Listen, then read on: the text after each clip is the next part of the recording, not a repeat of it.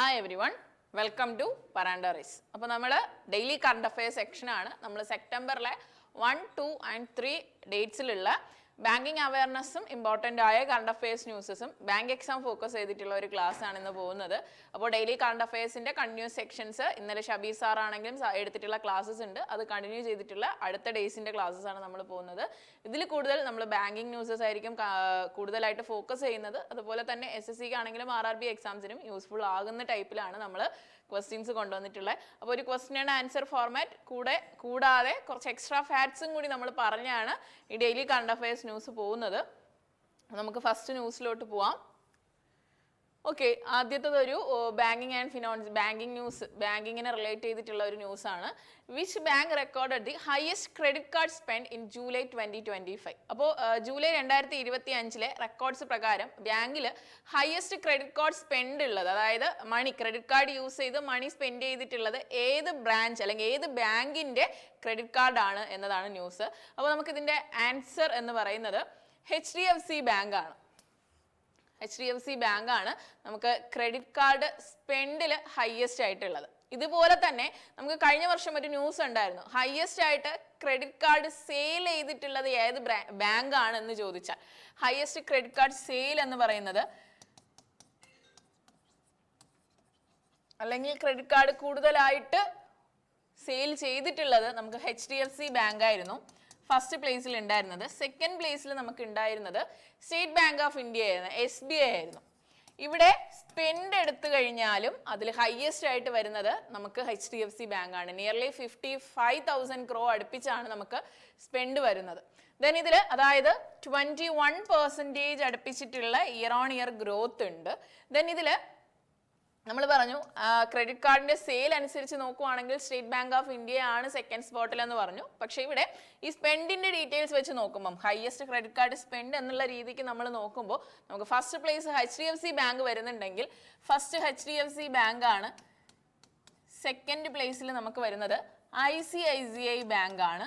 Third ആണ് നമുക്കിവിടെ SBI വരുന്നത്. അപ്പോൾ ഇതാണ് ഈ ന്യൂസിനെ കുറിച്ചിട്ടുള്ള കൂടുതലായിട്ടുള്ള കാര്യങ്ങൾ എന്ന് പറയുന്നത്. അപ്പോൾ ഒരു ക്രെഡിറ്റ് കാർഡിൻ്റെ സ്പെൻഡ് വെച്ചിട്ടുള്ള ഒരു ന്യൂസാണ്. അപ്പോൾ ഒരു ഇമ്പോർട്ടൻ്റ് ആയ ന്യൂസാണ്, ഉറപ്പായിട്ട് നമുക്ക് എക്സാമിന് പ്രതീക്ഷിക്കാവുന്ന ഒരു ക്വസ്റ്റ്യൻ ആണ്. അപ്പോൾ അതിൽ other top banks by spend എന്നുള്ള രീതിക്ക് ഞാൻ കൊടുത്തിട്ടുണ്ട് അല്ലേ. ഫസ്റ്റ് നമുക്ക് HDFC ബാങ്ക് ആണ്, നമ്മളിപ്പോൾ പഠിച്ചു. സെക്കൻഡ് സ്പോട്ടിൽ വരുന്നത് ICICI ബാങ്ക് ആണ്. തേർഡ് വരുന്നത് SBI ആണ്. നെക്സ്റ്റ് ആക്സിസ് ബാങ്ക്, അടുത്തത് ഇൻഡസ്ഇൻഡ് ബാങ്ക് ആണ്. ഇതിൽ ജൂലൈ 2025 റിപ്പോർട്ട് പ്രകാരമാണ് HDFC ബാങ്കിന് ഹയസ്റ്റ് ക്രെഡിറ്റ് കാർഡ് സ്പെൻഡ് എന്ന റെക്കോർഡ് കിട്ടിയിട്ടുള്ളത്. ഇത് ₹53,000 crores അടുപ്പിച്ച് വരുന്നുണ്ട്. വിത്ത് 21.1% ഇയർ ഓൺ ഇയർ ഗ്രോത്ത് ആണ് അവർ പറഞ്ഞിട്ടുള്ളത്. Okay, next question. According to recent NARI 2025 report of the National Commission for Women, which is India's safest city? അപ്പോൾ ഇന്ത്യയിലെ സേഫസ്റ്റ് സിറ്റി ഏതാണ്? അപ്പോൾ നാഷണൽ കമ്മീഷൻ ഫോർ വുമൺ അവരുടെ റിപ്പോർട്ട് പ്രകാരം NARI 2025 റിപ്പോർട്ട് പ്രകാരം safest city of India ഏതാണ്? NARI എന്ന് പറയുന്നത് നാഷണൽ ആനുവൽ റിപ്പോർട്ടാണ് കേട്ടോ, റിപ്പോർട്ട് ആൻഡ് ഇൻഡെക്സ് ആണ്. National annual report and index of the national commission of women. അപ്പോൾ വിമണിന് സേഫസ്റ്റ് ആയിട്ടുള്ള സിറ്റി ഏതാണ് എന്നതാണ് നമ്മളുടെ ക്വസ്റ്റ്യൻ. ഇവിടെ വിമണിന് സേഫസ്റ്റ് ആയിട്ടുള്ള സിറ്റി എന്ന് പറയുന്നത് കൊഹിമയാണ്. നമുക്കറിയാം കൊഹിമ നാഗാലാൻഡ്. അപ്പോൾ കൊഹിമ എന്ന് പറയുന്ന സിറ്റിയാണ് safest city four women. NARI 2025 report of the national commission for women അവരുടെ റിപ്പോർട്ട് പ്രകാരം സേഫസ്റ്റ് സിറ്റി, ഇന്ത്യയിലെ സേഫസ്റ്റ് സിറ്റി ഫോർ വിമൺ കൊഹിമയാണ്. അങ്ങനെയാണെങ്കിൽ ഉറപ്പായിട്ടും ഒരു സേഫസ്റ്റ് സിറ്റി ഉണ്ടെങ്കിൽ ഉറപ്പായിട്ടും ആ റിപ്പോർട്ട് പ്രകാരം ഒരു അൺസേഫ് ആയ സിറ്റിയും ഉണ്ടാകും അല്ലേ. അപ്പോൾ അൺസേഫ് ആയ സിറ്റി ഏതാണ്? അൺസേഫ് ഫോർ വിമൺ എന്ന് പറയുന്നത് നമുക്ക് ജയ്പൂർ ആണ്. ജയ്പൂരിനെയാണ് വിമണിന് അൺസേഫ് ആയിട്ടുള്ള സിറ്റി എന്ന് പറയുന്നത്. ഇതിൽ കുറേ കാര്യങ്ങൾ കൂടെ, കുറേ എക്സ്ട്രാ കാര്യങ്ങൾ കൂടെ ഇവർ പറഞ്ഞിട്ടുണ്ട്. എന്താണെന്ന് വെച്ചാൽ ഈ റിപ്പോർട്ട് അവർ ഈ പറയുന്നത് പോലെ ഇപ്പോൾ എന്തിൻ്റെ ബേസിസിലാണ് ഇവർ ഈ കൊഹിമ എന്ന് പറയുന്ന സിറ്റി സേഫസ്റ്റ് സിറ്റി എന്ന് പറയുന്നു, അല്ലെങ്കിൽ ജയ്പൂർ എന്ന് പറയുന്ന സിറ്റി അൺസേഫ് എന്ന് പറയുന്നു എന്ന് വെച്ചാൽ കുറേ കാര്യങ്ങളുണ്ട്. അതായത് വിമൻസിന് ഒരു പബ്ലിക് ട്രാൻസ്പോർട്ടിൽ ട്രാവൽ ചെയ്യുമ്പം വരുന്ന ഫേസ് ചെയ്യുന്ന പ്രോബ്ലംസ് ആയാലും ഓർ അതർവൈസ് അല്ലാണ്ട് തന്നെ ബൈ നെയ്ബേഴ്സിൽ നിന്ന് ഫേസ് ചെയ്യുന്ന പ്രോബ്ലംസ്, അങ്ങനെ എല്ലാം കൂടെ കണക്കിലെടുത്താണ് അവർ പറയുന്നത്. ഇതിൽ ജയ്പൂരിൽ അൺസേഫ് എന്ന് പറയാൻ കാര്യം 51% ഓഫ് പീപ്പിൾ അഫക്റ്റഡ് ആണ് ബൈ പബ്ലിക് ട്രാൻസ്പോർട്ട്. അതായത് ബസ്സുകളിലും ട്രാവൽ ചെയ്യുമ്പോൾ, അല്ലെങ്കിൽ പബ്ലിക് ട്രാൻസ്പോർട്ട്, ട്രെയിൻ, ബസ്, അങ്ങനെ പബ്ലിക് ട്രാൻസ്പോർട്ടിൽ ട്രാവൽ ചെയ്യുമ്പോൾ അവർക്ക് ഈ പറഞ്ഞതുപോലെ ഈ എന്താ പറയാ, അവർക്കെതിരായിട്ടുള്ള പ്രവർത്തനങ്ങൾ നടക്കുന്നതായാലും ആ രീതിക്കൊക്കെ 51% ആൾക്കാരാണ് അതിൽ ഇൻവോൾവ് ആവുന്നത് എന്നുള്ളതാണ് അവർ പറയുന്നത്. അപ്പോൾ അത് റിലേറ്റ് ചെയ്ത് ഇതിന്റെ ബേസിസിൽ നമുക്ക് അൺസേഫ് സിറ്റി എന്ന് പറയുന്നത് ജയ്പൂർ ആണ്, സേഫസ്റ്റ് സിറ്റി എന്ന് പറയുന്നത് കൊഹിമയാണ്. അപ്പോൾ ഒരു ന്യൂസ് പഠിച്ചതിൽ നമുക്ക് ഒരു ക്വസ്റ്റ്യനിൽ നിന്ന് നമ്മൾ 2 കാര്യങ്ങൾ പഠിച്ചിട്ടുണ്ട്. അപ്പോൾ NARI 2025 report, national commission for women, അത് പ്രകാരം ഇന്ത്യയുടെ സേഫസ്റ്റ് സിറ്റി എന്ന് പറയുന്നത്, വിമണിന് സേഫസ്റ്റ് സിറ്റി എന്ന് പറയുന്നത് കൊഹിമ, അൺസേഫസ്റ്റ് എന്ന് പറയുന്നത് ജയ്പൂറാണ്.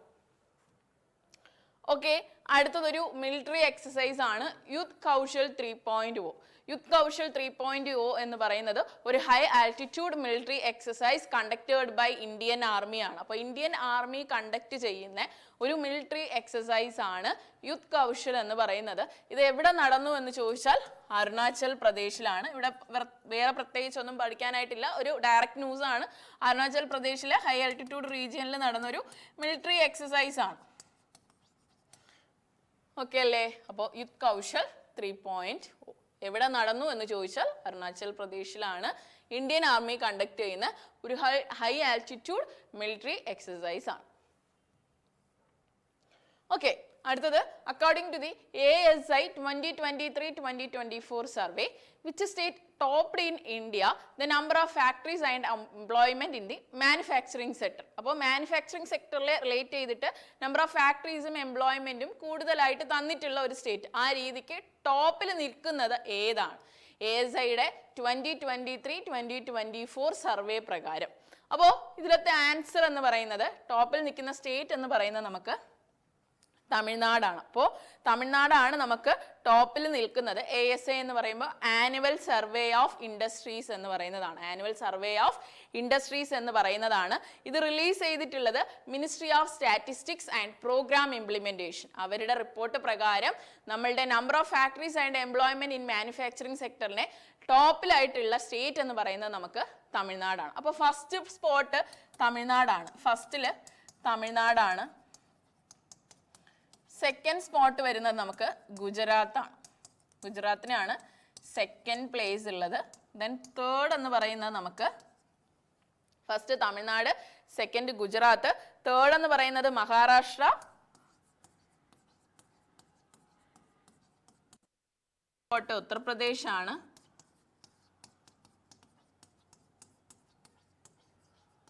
ഫിഫ്ത്ത് സ്പോട്ട് വരുന്നത് നമുക്ക്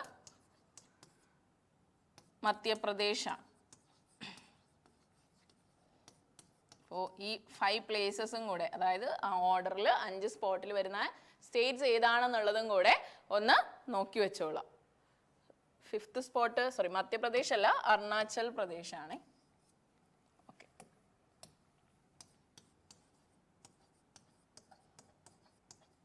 ഫസ്റ്റിൽ തമിഴ്നാടാണ്, സെക്കൻഡ് ഗുജറാത്താണ്, നെക്സ്റ്റ് മഹാരാഷ്ട്ര, ഫോർത്തിൽ ഉത്തർപ്രദേശ്, ഫിഫ്തിൽ അരുണാചൽ പ്രദേശ് ആണ്. അപ്പോൾ ടോപ്പിലുള്ളത് നമുക്ക് ആൻസർ എന്ന് പറയുന്നത് തമിഴ്നാടാണ്. Ministry of statistics and programme implementation അവരുടെ റിപ്പോർട്ട് പ്രകാരമാണ് നമുക്ക് ഈ റിപ്പോർട്ട് റിലീസ് ചെയ്തിട്ടുള്ളത്. ASI 2023-2024 സർവേ റിപ്പോർട്ട് റിലീസ് ചെയ്തത് നമുക്ക് ministry of statistics and programme implementation. അത് പ്രകാരം number of factories and employment in manufacturing സെക്ടേഴ്സിൽ ടോപ്പിലുള്ളത് തമിഴ്നാടാണ്. Okay, അടുത്തതൊരു ബാങ്കിങ് റിലേറ്റ് ചെയ്തിട്ടുള്ള ഒരു ഇമ്പോർട്ടൻ്റ് ആയ ന്യൂസാണ്. Which bank recently partnered with Bharat pay to launch India's first EMI driven RuPay credit card. അപ്പോൾ ഒരു RuPay credit card ഒരു ബാങ്ക് റിലീസ് ചെയ്തിട്ടുണ്ട്. ആരുടെ കൂടെ പാർട്ട്ണർഷിപ്പ് വെച്ചിട്ടാ? ഭാരത് പേയുടെ കൂടെ പാർട്ട്ണർഷിപ്പ് വെച്ചിട്ട്. അപ്പോൾ ഭാരത് പേ എടുക്കാം. അവരുടെ കൂടെ പാർട്ട്ണർഷിപ്പ് ഒരു ബാങ്ക് വെച്ചിട്ട് അവർ റിലീസ് ചെയ്ത കാർഡാണ് ഒരു റൂപേ ക്രെഡിറ്റ് കാർഡ്. പക്ഷെ ഇതിൽ എന്താണ് പ്രത്യേകത എന്ന് ചോദിച്ചാൽ, ക്രെഡിറ്റ് കാർഡ്, റൂപേയിലെ ക്രെഡിറ്റ് കാർഡ് ഒരുപാടുണ്ടല്ലോ, ഇതിലെന്താണ് പ്രത്യേകത എന്ന് വെച്ചാൽ India's first EMI driven RuPay credit കാർഡാണ്. അതായത് ആ വേർഡ്സിൽ തന്നെ ഉണ്ടല്ലേ, ഇന്ത്യയിലെ ആദ്യത്തെ EMI ഡ്രിവൺ EMI ഫീച്ചറോട് കൂടി വരുന്ന ഒരു ക്രെഡിറ്റ് കാർഡ്. എന്താണ് പ്രത്യേകത എന്ന് വെച്ചാൽ ഇതിൽ കുറെ കാര്യങ്ങൾ പറയാനുണ്ട്. അതിനു മുമ്പ് നമുക്ക് ആൻസർ നോക്കാം. അപ്പോൾ BharatPe partnered with unity small finance bank ആണ്. അപ്പോൾ യൂണിറ്റി സ്മോൾ ഫിനാൻസ് ബാങ്കിന്റെ കൂടെ പാർട്ട്ണർഷിപ്പ് വെച്ചിട്ട് BharatPe plus unity small finance bank അവരുടെ ഒരു പാർട്ട്ണർഷിപ്പിൽ ഇന്ത്യയിൽ ആദ്യമായിട്ട് ഒരു EMI driven RuPay credit card launch ചെയ്യുന്നു എന്നുള്ളതാണ് നമ്മളുടെ ന്യൂസ്. അപ്പോൾ ഈ പറയുന്ന റൂപേ പ്ലാറ്റ്ഫോമിലാണ് ഈ കാർഡ്. ഓക്കെ, ഈ കാര്യങ്ങളൊക്കെ ഓക്കെ, നമുക്ക് ക്ലിയർ ആണ്. ഇനി എന്തൊക്കെയാണ് ഇതിലെ പ്രത്യേകത എന്നുള്ളത് നോക്കാം. അപ്പോൾ എന്തുകൊണ്ടാണ് ഇത് ഇന്ത്യാസ് ഫസ്റ്റ് എന്ന് പറയുന്നു എന്ന് വെച്ചാൽ, ഇതില് നമ്മളൊരു ക്രെഡിറ്റ് കാർഡ് യൂസ് ചെയ്യുന്ന കാര്യങ്ങൾ നമുക്കറിയാലോ. നമുക്ക് ഇപ്പൊ പറഞ്ഞതുപോലെ നമുക്ക് ക്രെഡിറ്റ് ആണ് അല്ലെ, മണി. നമുക്ക് ആവശ്യമുള്ള സമയത്ത് നമ്മൾ ക്രെഡിറ്റ് കാർഡ് കൊടുക്കുന്നു, മണി എടുക്കുന്നു, യൂസ് ചെയ്യുന്നു. ദെൻ അതിനൊരു ഡ്യൂ ഡേറ്റ് ഉണ്ടാവും. ആ ഡേറ്റിന് നമ്മൾ ഈ പറയുന്ന എമൗണ്ടിനെ തിരിച്ച് റിട്ടേൺ പേയ്മെന്റ് ചെയ്യണം.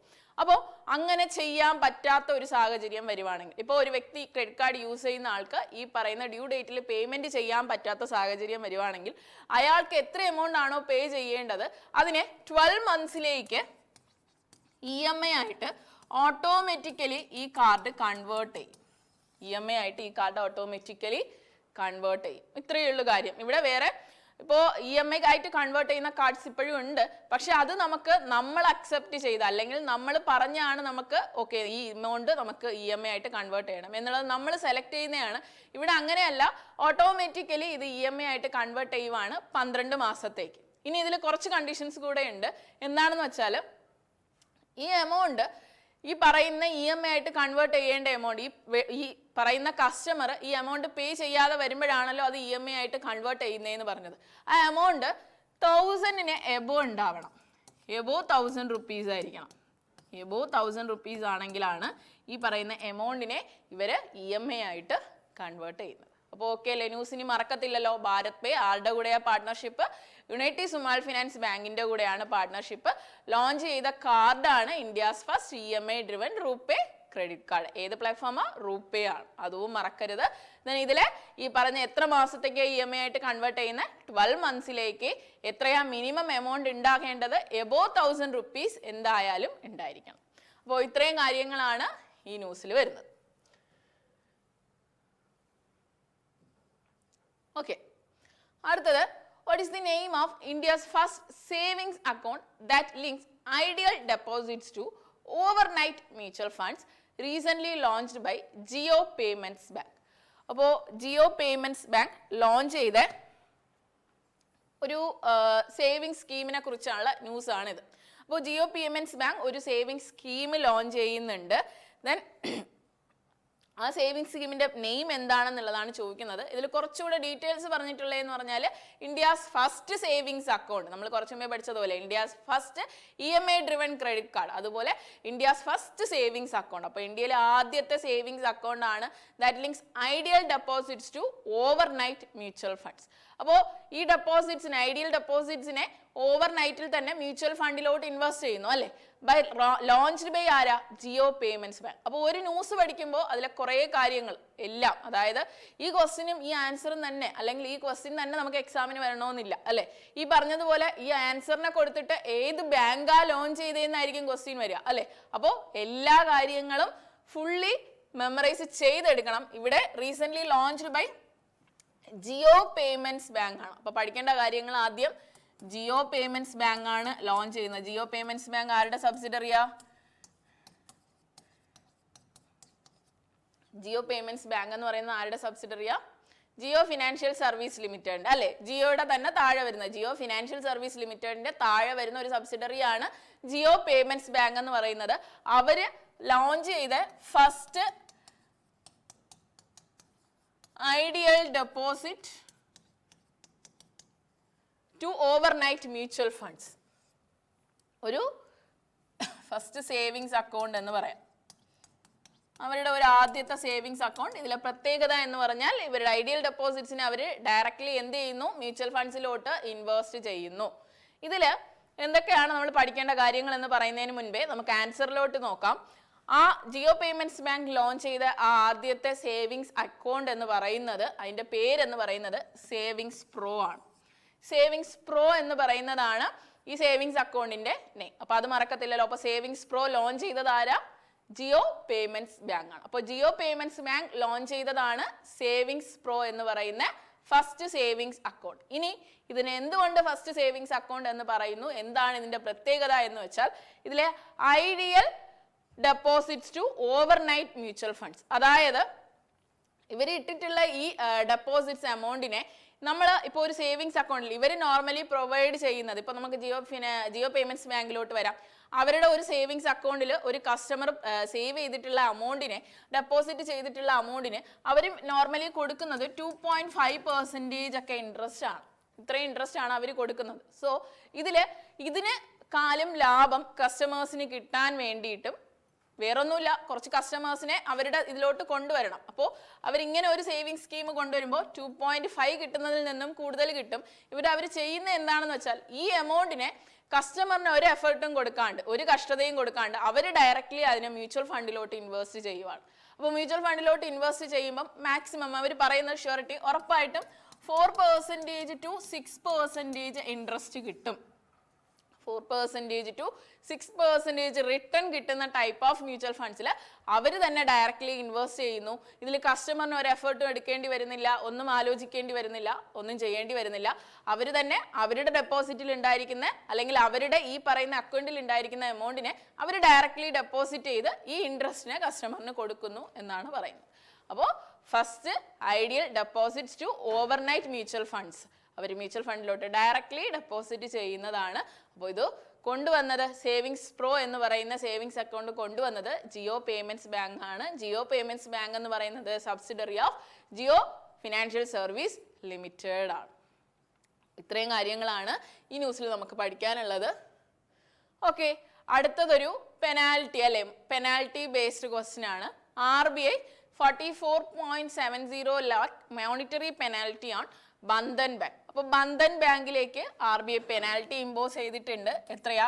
44.70 lakh ആണ്. ഇതൊരു ഡയറക്റ്റ് ക്വസ്റ്റ്യൻ ആണ്.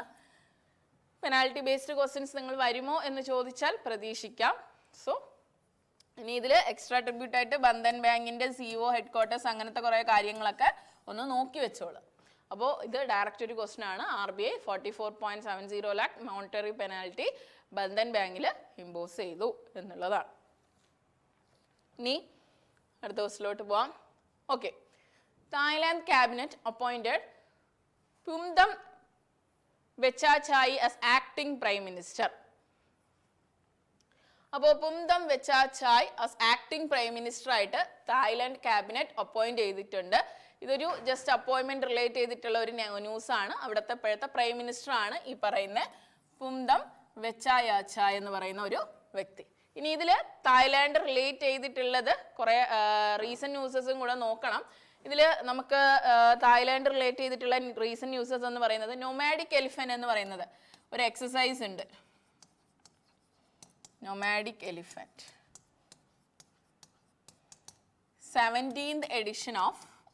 17th edition of nomadic elephant exercise conducted between India and Mongolia.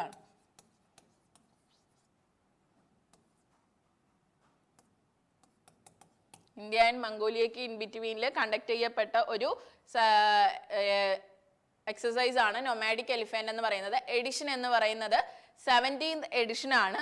ഇനി ഇത് എവിടെ വെച്ച് നടന്നു എന്ന് ചോദിച്ചാൽ Ulaanbaatar in Mongolia. Held at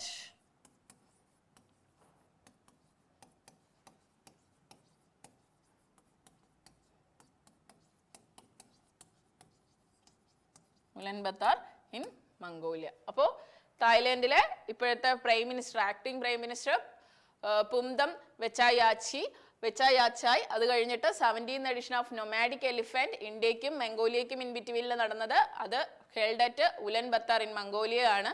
Then 72nd Miss World തായ്ലാൻഡുകാരിയാണ്. ആരാന്നറിയാവോ 72nd Miss World? Opal Suchata from Thailand.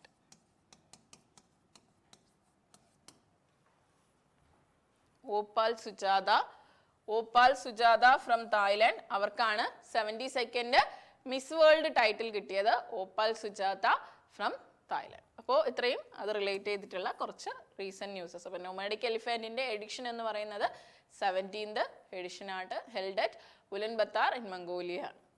Okay, അടുത്തൊരു ന്യൂസ് സ്പോർട്സ് റിലേറ്റ് ചെയ്തിട്ടുള്ളത്.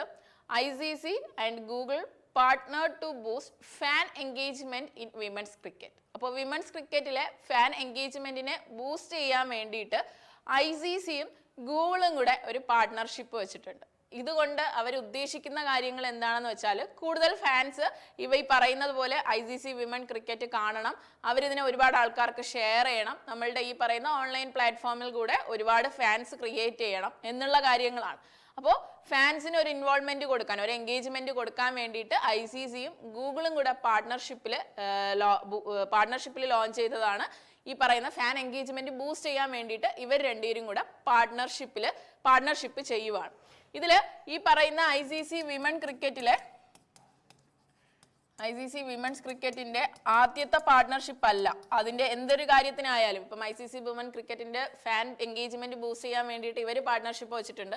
അതുപോലെ ഇത് ആദ്യത്തേതല്ല, ഇതിനു മുൻപേ ICCയും യൂണിലിവറും കൂടെ ചേർന്ന് ഇതുപോലെ തന്നെ ഒരു പാർട്ട്ണർഷിപ്പ് വെച്ചിട്ടുണ്ട്. ആ കാര്യവും കൂടെ ഒന്ന് നോട്ട് ചെയ്ത് വെച്ചോളാം. ICC പ്ലസ് യൂണിലിവർ ഒരുമിച്ച് ഒരു പാർട്ട്ണർഷിപ്പ് ഉണ്ട്. അത് കഴിഞ്ഞിട്ടാണ് ഇപ്പോൾ ICCയും ഗൂഗിളും കൂടെ ഒരുമിച്ച് അടുത്തൊരു പാർട്ട്ണർഷിപ്പ് കൊണ്ടുവന്നിട്ടുള്ളത്.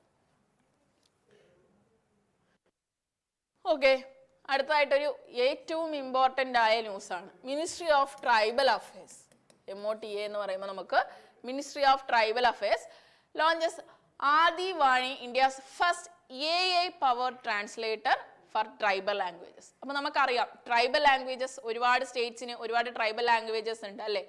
അതൊന്നും നമുക്ക് മനസ്സിലാകണമെന്നില്ല. അപ്പോൾ അതിനൊരു ട്രാൻസ്ലേറ്റർ ഉണ്ടായിരുന്നെങ്കിൽ എന്ന് നമ്മൾ ചിന്തിച്ചിട്ടുണ്ടാവും. അതിന് വേണ്ടിയിട്ട് ആദി വാണി എന്ന് പറയുന്ന ഒരു ഇന്ത്യയുടെ first AI powered translator ministry of tribal affairs launch ചെയ്തേക്കെയാണ്. ഇത് ഡെവലപ്പ് ചെയ്തത് എന്ന് പറഞ്ഞാൽ, നമുക്കൊരു ക്വസ്റ്റ്യൻ പഠിക്കുവാണെങ്കിൽ എന്തൊക്കെ പഠിക്കണം? ഒരു ആപ്പ് അല്ലെങ്കിൽ ഒരു സൈറ്റ് അല്ലെങ്കിൽ ഒരു ലിങ്ക് എന്താണെങ്കിലും ഒന്ന് ഡെവലപ്പ് ചെയ്യുവാണെങ്കിൽ അത് ആര് ഡെവലപ്പ് ചെയ്തു, എന്തിനു വേണ്ടി ചെയ്തു എന്നുള്ള കാര്യങ്ങളൊക്കെ നോക്കണം. അപ്പോൾ ഇത് ട്രൈബൽ ലാംഗ്വേജ് ട്രാൻസ്ലേറ്റ് ചെയ്യാൻ വേണ്ടിയിട്ടാണ് ഈ സാധനം നമുക്ക് ഇപ്പോൾ ലോഞ്ച് ചെയ്തിട്ടുള്ളത്. ലോഞ്ച് ചെയ്തത് ആരാണെന്ന് ചോദിച്ചാൽ മിനിസ്ട്രി ഓഫ് ട്രൈബൽ അഫയേഴ്സ് ആണ്. പേരെന്താണെന്ന് ചോദിച്ചാൽ ആദി വാണി. ഇത്രയും കാര്യങ്ങൾ ക്ലിയർ അല്ലേ? ആദി വാണി എന്ന് പറയുന്ന ഒരു AI powered translator for tribal languages launched by Ministry of tribal Affairs ആണ്. ഡെവലപ്പ് ചെയ്തത് ആരാണെന്ന് ചോദിച്ചാൽ IIT Delhi, BITS ലാനി, IIT Hyderabad, IIT നവ റായ്പൂർ, അങ്ങനെ ഈ ആൾക്കാരൊക്കെ കൂടെ ഒരുമിച്ചിട്ടാണ് ഈ പറയുന്നത് ഡെവലപ്പ് ചെയ്തത്. ദെൻ ഇതിൽ ഏതൊക്കെ ലാംഗ്വേജസ് ആണ് ട്രാൻസ്ലേറ്റ് ചെയ്യാൻ പറ്റുക എന്ന് ചോദിച്ചാൽ സന്താലി, ബിലി, മുന്താരി, ഗോന്തി എന്ന് പറയുന്ന ലാംഗ്വേജസ് ഒക്കെയാണ് ട്രാൻസ്ലേറ്റ് ചെയ്യാനായിട്ട് യൂസ് ചെയ്യുന്നത്. ഇതിൽ സന്താലി ഒഡീസയുടെ ആണ് ലാംഗ്വേജ്. ബിലി എന്ന് പറയുന്നത് മധ്യപ്രദേശ്, മുന്താരി ജാർഖണ്ഡ്, ഗോന്തി എന്ന് പറയുന്ന ലാംഗ്വേജ് ഛത്തീസ്ഗഡിന്റെ ആണ്.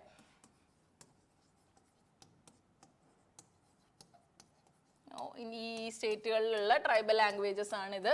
ഇതിനെ ട്രാൻസ്ലേറ്റ് ചെയ്യാനായിട്ട് ministry of tribal affairs launch ചെയ്ത ഒരു AI power translator, first AI powered translator for tribal languages ആണ് ഈ പറയുന്ന ആദി വാണി എന്ന് പറയുന്നത്.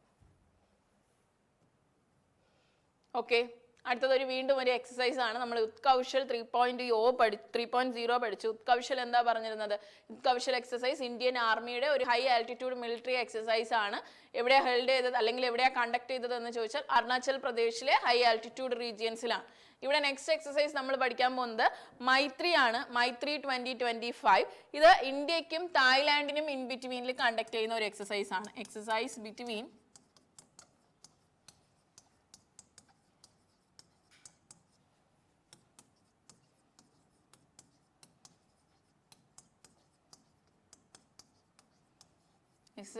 Exercise between India and Thailand ആണ് ഈ പറയുന്ന എക്സസൈസ് മൈത്രി 2025 എന്ന് പറയുന്നത്. അപ്പോൾ ഒരു മിലിറ്ററി എക്സസൈസ് പഠിച്ചാൽ അതിനൊരു എഡിഷൻ ഉണ്ടാവും അല്ലെ.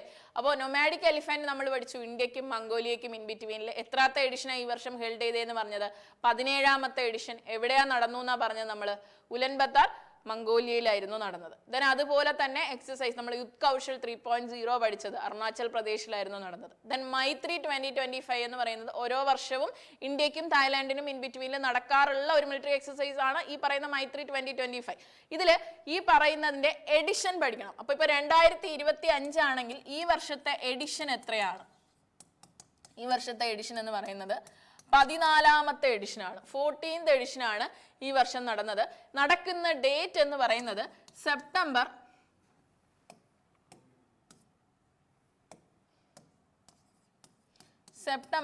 1 to 14 ആണ് ഈ എക്സസൈസ് നടക്കുന്നത്. 1 മുതൽ 14 എഡിഷനും 14ാമത്തെ എഡിഷനാണ്. അപ്പോൾ ഇത് ഇത്രയും കാര്യങ്ങൾ പഠിച്ചു കഴിഞ്ഞാൽ ഫസ്റ്റ് എഡിഷൻ കൂടെ പഠിക്കണം. അപ്പോൾ ഈ എക്സസൈസ് മൈത്രിയുടെ ഫസ്റ്റ് എഡിഷൻ എന്ന് പറയുന്നത് 2006 ഫസ്റ്റ് എഡിഷൻ നടന്നത്. ക്ലിയർ അല്ലേ? അപ്പോൾ ഇത്രയും കാര്യങ്ങൾ ഉറപ്പായിട്ടും നോക്കി വെക്കണം ഒരു എക്സസൈസ് നമ്മൾ നോക്കുവാണെങ്കിൽ. അപ്പോൾ ഇവിടെ ഇനി എവിടെയാണ് നടന്നത് എന്നുള്ളത് പറഞ്ഞില്ലല്ലോ. Okay, held at Umroi Meghalaya. അപ്പോൾ എന്തൊക്കെ കാര്യങ്ങളാണ് നമ്മൾ പഠിച്ചത്? ഒരു military exercise Maitri 2025 exercise between India and Thailand ആണ്. എഡിഷൻ എന്ന് പറയുന്നത് 14ാമത്തെ എഡിഷൻ ആണ്. ഡേറ്റ് എന്ന് പറയുന്നത് സെപ്റ്റംബർ 1 to 14 ആണ്. ഇതിന് നടന്ന സ്ഥലം എന്ന് പറയുന്നത് ഹെൽഡ് അറ്റ് ഉമോരി മേഘാലയ. ഇതിന്റെ ഫസ്റ്റ് എഡിഷൻ എന്ന് പറയുന്നത് 2006 നടന്നത്. അപ്പൊ ഇത്രയും കാര്യങ്ങളും കൂടെ ഈ എക്സസൈസിന്റെ കൂടെ നോട്ട് ചെയ്ത് വെക്കും. ഓക്കെ, അടുത്തത് SBI AFD signed €100 million line of credit to boost green financing in India. അപ്പോൾ ഇന്ത്യയിൽ ഗ്രീൻ ഫിനാൻസിങ് ബൂസ്റ്റ് ചെയ്യാനായിട്ട് SBIയും AFD എന്ന് പറയുന്ന ഒരു കമ്പനിയും കൂടെ €100 million ഒരു ലൈൻ ഓഫ് ക്രെഡിറ്റ് അല്ലെ ഒരു അഗ്രിമെന്റ് സൈൻ ചെയ്യുവാണ്. ഇതിൽ എന്താണ് ലൈൻ ഓഫ് ക്രെഡിറ്റ്? €100 million ആണ്. ഇവർ തമ്മിൽ ഒരു അഗ്രിമെന്റ് സൈൻ ചെയ്യുന്നു. ഇതിൽ SBI നമുക്കറിയാം സ്റ്റേറ്റ് ബാങ്ക് ഓഫ് ഇന്ത്യ എന്ന്. AFD എന്താണ്? AFD എന്ന് പറയുന്നത് ഒരു ഫ്രാൻസ് ബേസ് ചെയ്തിട്ടുള്ള ഒരു കമ്പനിയാണ്. France based agencies franchise the development എന്ന് പറയുന്ന ഒരു കമ്പനിയാണ്. ഇത് ഫ്രാൻസിലെ ഒരു കമ്പനിയാണ്. പക്ഷെ ഇവരുടെ ബ്രാഞ്ച് നമുക്കിപ്പോൾ നമ്മുടെ ഗിഫ്റ്റ് സിറ്റി അല്ലേ ഗുജറാത്തിലുണ്ട്. അപ്പോൾ അവിടെ വെച്ചാണ് ഇവർ ഈ അഗ്രിമെന്റ് സൈൻ ചെയ്യുന്നത്. ലൈൻ ഓഫ് ക്രെഡിറ്റ് എന്ന് പറയുന്നത് എത്ര രൂപയാണ് എമൗണ്ട് പറയുന്നത്? 100 million ഇതിലാണ് നമ്മൾ ഈ പറയുന്ന അഗ്രിമെന്റ് സൈൻ ചെയ്യുന്നത്. To boost green financing in India. ഇന്ത്യയിൽ ഗ്രീൻ ഫിനാൻസിങ് ബൂസ്റ്റ് ചെയ്യാനായിട്ടാണ് ഈ അഗ്രിമെന്റ് സൈൻ ചെയ്യുന്നത്. ഓക്കെ, അടുത്തൊരു ഇമ്പോർട്ടൻ്റ് ആയ ഒരു ന്യൂസ് ആണ്. Educate girls becomes first Indian NGO to win Ramon Magsaysay award 2025. അപ്പോൾ എഡ്യൂക്കേറ്റ് ഗേൾസ് എന്ന് പറയുന്ന ഒരു NGO ആണ് ഈ വർഷത്തെ റാംസൺ മെഗ്സസെ അവാർഡ് 2025 വിൻ ചെയ്തിട്ടുള്ളത്. അപ്പോൾ ഇതിൽ ഈ പറയുന്ന NGOയെ കുറിച്ചിട്ടുള്ള കാര്യങ്ങൾ മാത്രമേ ഇനി പറയാനുള്ളൂ. ഒരു ഡയറക്റ്റ് ക്വസ്റ്റ്യൻ ആണ്. ഓക്കെ, ഒരു ഡയറക്റ്റ് ക്വസ്റ്റ്യൻ ആണ്. അപ്പോൾ ആദ്യമായിട്ട് ഒരു NGO ഈ അവാർഡ് വിൻ ചെയ്യുന്ന ഒരു NGO ആണ്, ഫസ്റ്റ് ഇന്ത്യൻ NGO ആണ് ഈ പറയുന്ന എഡ്യൂക്കേറ്റ് ഗേൾസ് എന്ന് പറയുന്നത്. ആ നെയിമിൽ തന്നെ ഉണ്ട് ഗേൾസിന് എഡ്യൂക്കേഷൻ കൊടുക്കുക എന്നുള്ളതാണ് ഇവരുടെ മെയിൻ ലക്ഷ്യം അല്ലെങ്കിൽ എയിം എന്ന് പറയുന്നത്. ഇവിടെ മെയിൻ എയിം എന്ന് പറയുന്നത് ഗേൾസിന് എഡ്യൂക്കേഷൻ കൊടുക്കുക എന്നുള്ളതാണ്. ഇതില് ഫസ്റ്റ് ഇന്ത്യൻ NGO ആണ്. എക്സ്ട്രാ കാര്യങ്ങൾ എന്ന് പറയുന്നത് ഇത് ഫൗണ്ടഡ് ഇൻ 2007. 2007 ഫൗണ്ട് ചെയ്യപ്പെട്ട ഒരു സ്ഥാപനമാണ് അല്ലെങ്കിൽ സ്ഥാപിച്ച ഒരു സ്ഥാപനമാണ്. ഇതിന്റെ ഫൗണ്ടർ അല്ലെങ്കിൽ ഹെഡ് എന്ന് പറയുന്നത് സഫീന ഹുസൈൻ ആണ്. സഫീന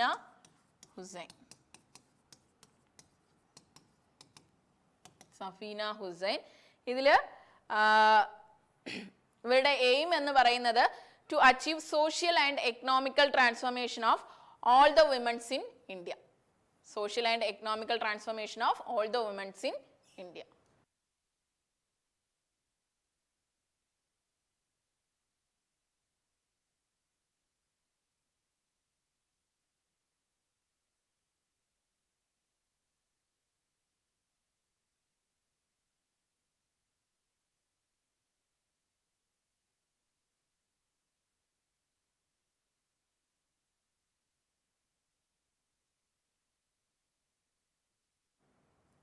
ഓക്കെ, അപ്പോൾ എഡ്യൂക്കേറ്റ് ഗേൾസ് എന്ന് പറയുന്ന ആദ്യത്തെ ഒരു NGOയ്ക്കാണ് ഈ പറയുന്ന മെറാംസൺ മെഗസേസെ അവാർഡ് 2025 കിട്ടുന്നത്. ഇത് ഫൗണ്ട് ചെയ്യപ്പെട്ടത് 2007 സവീന Husain at Rajasthan.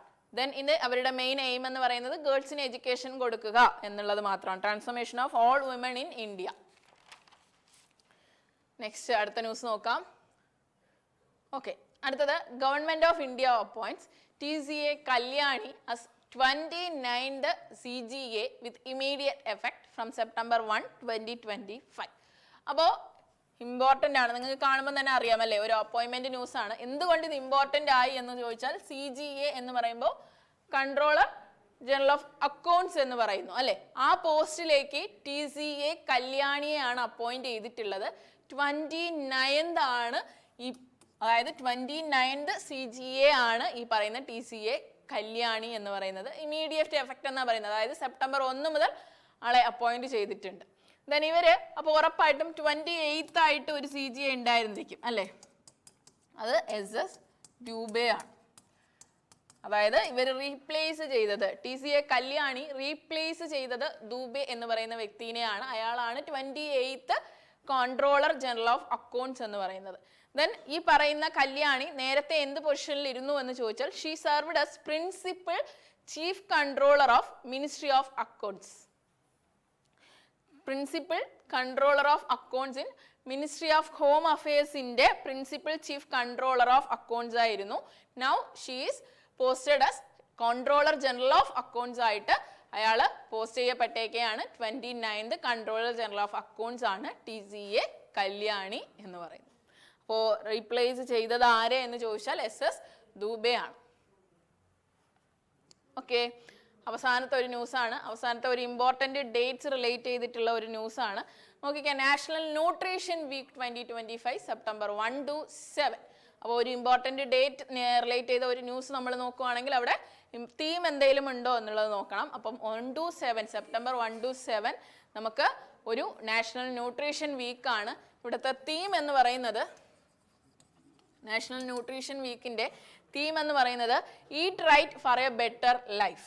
Eat right for a better life, ഇതാണ് തീം.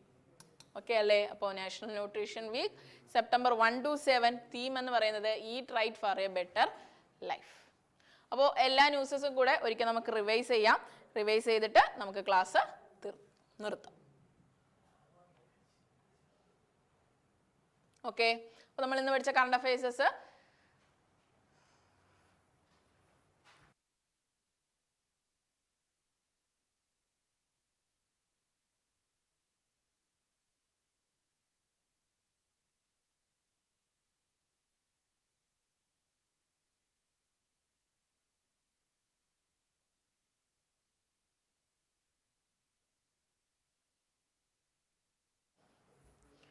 ഓക്കെ. ആദ്യത്തെ news, which bank recorded the highest credit card spend in July 2025. അപ്പോൾ 2025 റെക്കോർഡ് പ്രകാരം ഹയസ്റ്റ് ക്രെഡിറ്റ് കാർഡ് സ്പെൻഡ് ഉള്ളത് ഏത് ബാങ്കിനാണെന്ന് ചോദിച്ചാൽ HDFC ബാങ്ക് ആണ്. സെക്കൻഡ് സ്പോട്ട് ആരെന്നാ പറഞ്ഞത് നമ്മൾ ICICI ബാങ്ക്, തേർഡ് SBI ആണ്. ഇനി ക്രെഡിറ്റ് കാർഡ് സെയിൽ ചെയ്ത ഡീറ്റെയിൽസ് വെച്ച് നോക്കുമ്പോൾ അത് HDFC ആണ് ടോപ്പിലും, സെക്കൻഡ് സ്പോട്ടിൽ SBI ആണ് വരുന്നത്. ദെൻ ഇതിൽ other bank stopped by spend എന്നുള്ളത് കൊടുത്തിട്ടുണ്ട്. ICICI bank, SBI, Axis Bank, IndusInd Bank എന്ന് പറയുന്നത്. ഇവരുടെ ജൂലൈ 2025 റെക്കോർഡ് പ്രകാരമാണ് HDFC ബാങ്കിന് ഈ പറയുന്ന ഹയസ്റ്റ് റെക്കോർഡ് എന്നുള്ളത് കിട്ടിയിട്ടുള്ളത്. ഇത് ₹53,904 crore ഉണ്ട്. അത് വിത്ത് 21.1% ഇയർ ഓൺ ഇയർ ഗ്രോത്ത് എന്നാണ് അവർ പറയുന്നത്. ദെൻ നെക്സ്റ്റ് ന്യൂസ് എന്ന് പറയുന്നത് national annual report and index 2025 report of the national commission for women. അവരുടെ റിപ്പോർട്ട് പ്രകാരം സേഫസ്റ്റ് സിറ്റി ഫോർ വിമൺ എന്ന് പറയുന്നത് കൊഹിമയാണ്. ദെൻ അൺസേഫ് സിറ്റി എന്ന് പറയുന്നത് ജയ്പൂർ ആണ്. ഈ രണ്ട് കാര്യങ്ങളും കൂടെ ഇവിടെ നോക്കി വെച്ചോളാം. നെക്സ്റ്റ് ഒരു എക്സസൈസ് ബേസ്ഡ് ന്യൂസ് ആണ്. ഉത്കൗശൽ 3.0. ഉത്കൗശൽ 3.0 ഒരു high altitude military exercise conducted by Indian ആർമിയാണ്. അപ്പോൾ ഇന്ത്യൻ ആർമി കണ്ടക്ട് ചെയ്തിട്ടുള്ള ഒരു high altitude military exercise held at എവിടെയാണ് അല്ലെങ്കിൽ നടന്നത് എവിടെയാണ്? അരുണാചൽ പ്രദേശിൽ വെച്ചിട്ടാണ്. അരുണാചൽ പ്രദേശ് ഹൈ ആൾട്ടിറ്റ്യൂഡ് റീജിയനിൽ വെച്ചിട്ട് നടന്ന ഒരു മിലിറ്ററി എക്സസൈസ് ആണ് Utkaushal 3.0. Then according to ASI 2023-2024 survey, which state topped in India the number of factories and employment in manufacturing sector? അപ്പോൾ ടോപ്പിലുള്ളത് ഏതാ? മാനുഫാക്ചറിങ് സെക്ടർസിലെ ഹയസ്റ്റ് ഫാക്ടറീസും എംപ്ലോയ്മെന്റും കൊടുത്തിട്ടുള്ളതെന്ന് പറയുന്നത് തമിഴ്നാടാണ്. സെക്കൻഡ് സ്പോട്ടിൽ വരുന്നത് ഗുജറാത്ത്, തേർഡ് വരുന്നത് മഹാരാഷ്ട്ര, ഫോർത്ത് വരുന്നത് ഉത്തർപ്രദേശ്, ഫിഫ്ത്ത് അരുണാചൽ പ്രദേശാണ്.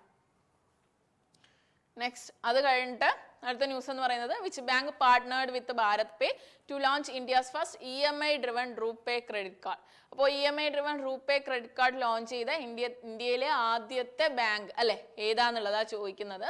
അപ്പോൾ അവര് പാർട്ട്ണർഷിപ്പ് വെച്ചിട്ടുള്ളത് ഭാരത് പേയുടെ കൂടെയാണ്. ക്രെഡിറ്റ് കാർഡ് എന്ന് പറയുന്നത് റൂപേ പ്ലാറ്റ്ഫോമിന്റെ ഒരു ക്രെഡിറ്റ് കാർഡാണ്. ഏത് ബാങ്ക് ആണെന്ന് ചോദിച്ചാൽ യൂണിറ്റി സ്മോൾ ഫിനാൻസ് ബാങ്ക് ആണ്. അപ്പോൾ ഇവിടെ കുറേ കാര്യങ്ങൾ നമ്മൾ പഠിച്ചായിരുന്നു. ഭാരത് പേ യൂണിറ്റി സ്മോൾ ഫിനാൻസ് ബാങ്കിന്റെ കൂടെ പാർട്ട്ണർഷിപ്പ് വെച്ചിട്ട് ഒരു RuPay credit card EMI driven RuPay credit card launch ചെയ്തിട്ടുണ്ട്.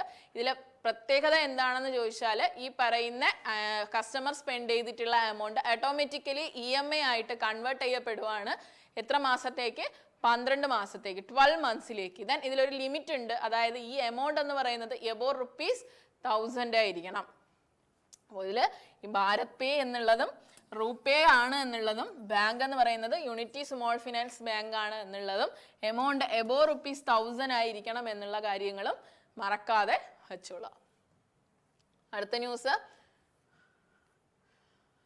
what is the name of India's first savings account that links ideal deposits to overnight mutual funds recently launched by Jio Payments Bank? അപ്പോൾ Jio Payments Bank subsidiary of Jio Financial Service Limited എന്ന് പഠിച്ചു. അവരുടെ ഒരു പുതിയ savings account അല്ലെ ഇന്ത്യയിലെ first savings account that links ideal deposits to overnight mutual funds. അപ്പോൾ ideal ഡെപ്പോസിറ്റ്സിനെ അവർ ഡയറക്ട്ലി മ്യൂച്വൽ ഫണ്ടിലോട്ട് ഇൻവെസ്റ്റ് ചെയ്യുന്നു. കസ്റ്റമേഴ്സിന് ഒരു എഫേർട്ടും വരുന്നില്ല അവിടെ. അപ്പോൾ അത് ഏത് അക്കൗണ്ട് ആണ് എന്ന് ചോദിച്ചാൽ first savings accounts of Jio Payments Bank എന്ന് പറയുന്നത്, അതായത് ഈ സ്കീമുള്ള ഒരു സേവിങ്സ് അക്കൗണ്ട് എന്ന് പറയുന്നത് സേവിങ്സ് പ്രോ എന്ന് പറയുന്നതാണ്. അപ്പോൾ savings pro account of Jio Payments Bank, അവരുടെ ഈ അക്കൗണ്ടിലുള്ള എമൗണ്ട് അവർ ഡയറക്ട്ലി മ്യൂച്വൽ ഫണ്ടിലോട്ട് ഇൻവെസ്റ്റ് ചെയ്യുവാണ്. അപ്പോൾ നമ്മൾ പറഞ്ഞു എത്ര ഇൻട്രസ്റ്റ് വരെ അവർ ഉറപ്പ് പറയുന്നു, 4% to 6% വരെ ഇൻട്രസ്റ്റ് ആണ് കിട്ടുന്നത്. അപ്പോൾ ഇത്രയും കാര്യങ്ങൾ ഇതിൽ ഓർമ്മ വെച്ചോളാം. ഇനി നെക്സ്റ്റ് RBI ബന്ധൻ ബാങ്കിന് എത്ര രൂപ മോണിറ്ററി പെനാൽറ്റി ഇമ്പോസ് ചെയ്തത്? 44.70 lakh.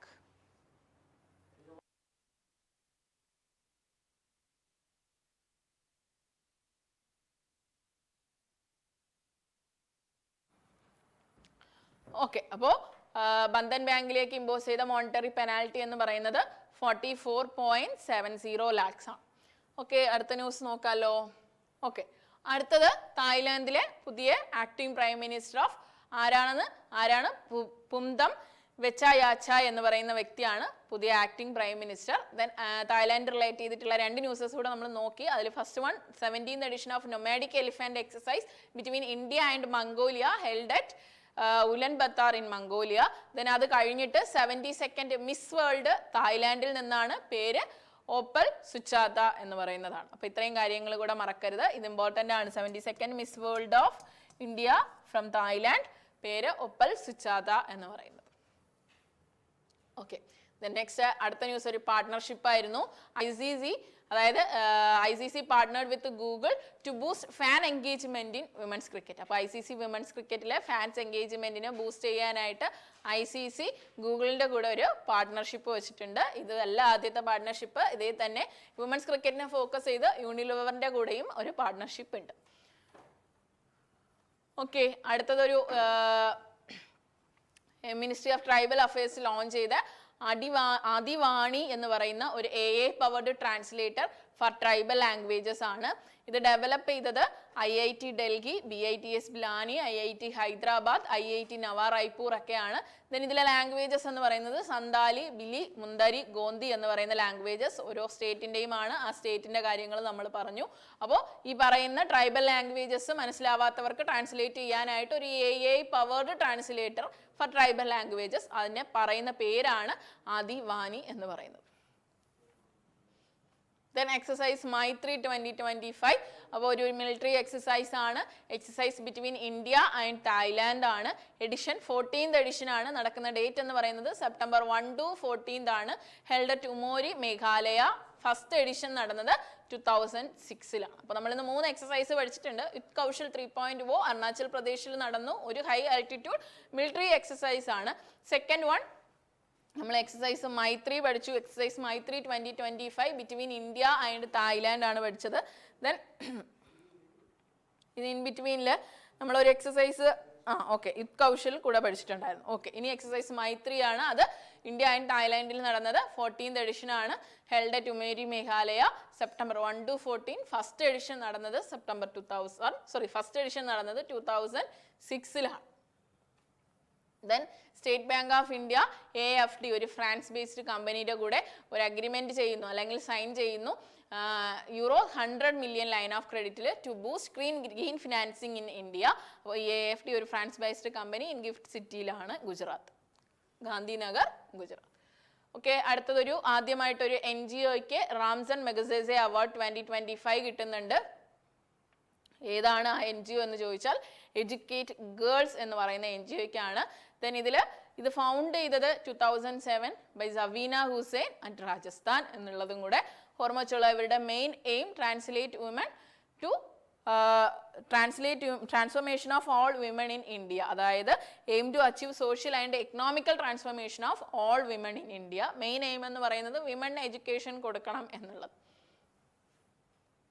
Then Government of India appoints TCA Kalyani as 29th Controller General of Accounts with immediate effect from September 1, 2025. അപ്പോൾ September 1, 2025 തൊട്ട് നമുക്കൊരു പുതിയ കൺട്രോളർ ജനറൽ ഓഫ് അക്കൗണ്ട്സ് വന്നേക്കുവാണ്. പേര് TCA കല്യാണി. അപ്പോൾ ഇവർ 29th ആണെങ്കിൽ ഇവർ ഒരാളെ സക്സീഡ് ചെയ്ത് വന്നിട്ടുണ്ടാവണം. അതായത് 28th CGA ആയിട്ടിരുന്നത് നമുക്ക് SS ദൂബെ ആണ്. ആ കാര്യങ്ങളും കൂടെ ഓർമ്മ വെച്ചോളാം. നെക്സ്റ്റ് അവസാനത്തെ news national nutrition week 2025 September 1 to 7 ആണ്. തീം എന്ന് പറയുന്നത് eat right for a better life. അപ്പോൾ തീം മറക്കരുത്. September 1 to 7 ന്യൂട്രീഷൻ വീക്ക് എന്നുള്ളതും മറക്കരുത്. Theme eat right for a better life. അപ്പോൾ ഇന്നത്തെ ക്ലാസ് എല്ലാവർക്കും ഹെൽപ്ഫുൾ ആയിട്ടുണ്ടാവും എന്ന് വിചാരിക്കുന്നു. മാക്സിമം നമുക്ക് പറയാൻ പറ്റുന്ന ഫാക്ട്സ് എക്സ്ട്രാ ന്യൂസസും കണക്ട് ചെയ്ത് കൊണ്ടുവന്നിട്ടുണ്ട്. അങ്ങോട്ടുള്ള ക്ലാസ്സസിലും നമുക്ക് ഈ പറഞ്ഞതുപോലെ പ്രീവിയസ് മന്ത്സിൽ വന്നിട്ടുള്ള ന്യൂസസും റിലേറ്റഡ് ന്യൂസസും ഒക്കെ കണക്ട് ചെയ്ത് ക്ലാസ് കൊണ്ടുപോകാം. അപ്പോൾ നമുക്ക് കുറച്ചുകൂടി റിവൈസ് ചെയ്തതുപോലെ ഇരിക്കും. ഈ ഇത്രയും പഠിച്ച കറണ്ട് അഫയേഴ്സ് ഉറപ്പായിട്ട് നിങ്ങൾക്ക് മറക്കത്തില്ല. നമ്മൾ റിപ്പീറ്റഡ്ലി പറഞ്ഞു പോകുന്നതുകൊണ്ട് നിങ്ങളുടെ മൈൻഡിൽ അത് സ്റ്റോർ ആകും. അപ്പോൾ എക്സാമിന് ഉറപ്പായിട്ടും ഇതിൽ നിന്ന് ഏത് ക്വസ്റ്റ്യൻ വന്നാലും നിങ്ങൾക്ക് ഒരു മാർക്ക് അടിക്കാൻ പറ്റും. ഇനി നമ്മളുടെ വരണ്ട റേസിൽ ബാങ്ക് ആൻഡ് SSC RRB ബാച്ചസിൻ്റെ അഡ്മിഷൻസ് നടക്കുന്നുണ്ട്, ഓൺലൈനായിട്ടും ഓഫ്ലൈനായിട്ടും. അപ്പോൾ ജോയിൻ ചെയ്യാൻ താല്പര്യമുള്ള ആൾക്കാർക്ക് ഈ പറഞ്ഞതുപോലെ കോൺടാക്ട് നമ്പേഴ്സ് ഓഫ്ലൈനിലാണെങ്കിലും ഓൺലൈനിലാണെങ്കിലും കോൺടാക്ട് നമ്പേഴ്സ് പ്രൊവൈഡ് ചെയ്തിട്ടുണ്ട്. നിങ്ങൾക്ക് വിളിച്ച് കോഴ്സിൻ്റെ ഡീറ്റെയിൽസ് എല്ലാ കാര്യങ്ങളും അന്വേഷിക്കാവുന്നതാണ്. അപ്പോൾ നമുക്ക് വീണ്ടും അടുത്തൊരു ക്ലാസ്സിൽ വീണ്ടും ഇതുപോലെ കുറേ പുതിയ കാര്യങ്ങൾ പഠിക്കാം. Thank you.